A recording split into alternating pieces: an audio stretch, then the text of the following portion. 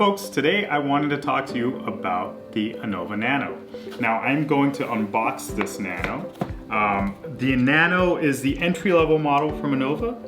It is 750 watts versus sort of their standard cooker or their Anova Precision Cooker, which comes at 1000 watts.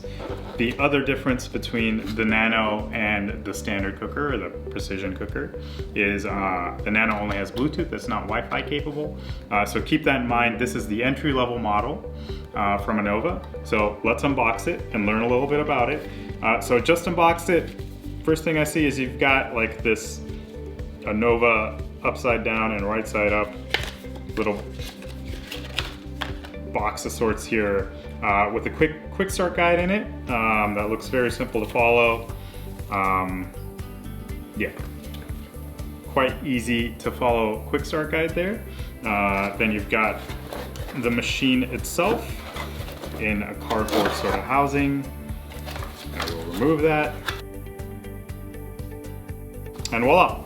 So there you have the machine itself.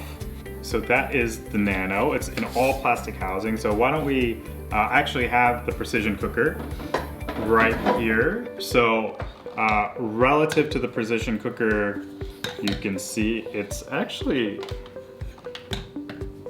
roughly the same size. I was actually expecting the Nano to be much smaller, but the Nano, if it's not the same size, it's really close and really sort of indiscernible between the two. So roughly the same size. It does weigh less, again, somewhat marginally, but because it is all plastic, it does feel like it weighs a little bit less. Again, from a feel perspective, it doesn't feel that different from height, weight sort of perspective. It is all plastic, so it feels different in the hand. So it is, call it lower grade. You don't have a stainless steel, you have a plastic on it. Guess that makes sense for an entry model. And then the other thing is, if you look at how it clips on to your containers, this housing isn't adjustable, unlike, you know, on the Precision Cooker where you can move it around and slide it around, which gives you a little more flexibility when you're clipping it onto a container. So with that said, let me pull over here a couple containers just to see how the Nano clips onto them. And this is a Cambro, pretty affordable model of container. Clips on with the breeze. I think the drawback here, which I don't think it'll be too different with the Precision Cooker, is you do have to be, you know, the water levels at a minimum is going to be at this level based on the min-max on the cooker itself. So you do have to heat up a substantial amount of water, given that this cannot go far deep into the container, any further deep into the container. So just be aware of that. I will pull over another container. I'll pull over a Vide container. Again, another popular container, one we recommend for its balance of sort of affordability and usefulness. So here is the Vide. Vide's got a little bit of a fatter lip here. This seems to work better with the Vide. The Vide's containers are all roughly 8 inches tall. So there is that. Clips on well, not an issue there. So works well there. I don't imagine we're gonna have any issues clipping this on, but the thing to be aware of is that you do have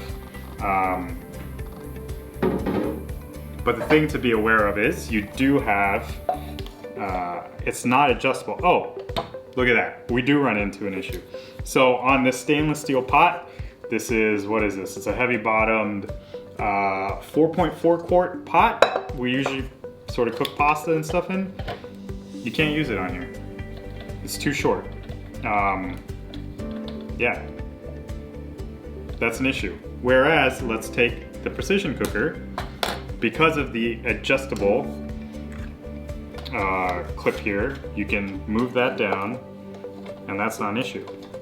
So there's your drawback. You've got to have, I'll do some testing and I'll let you know what the minimum height is that for the container you'd have to use, so that can be useful information to you.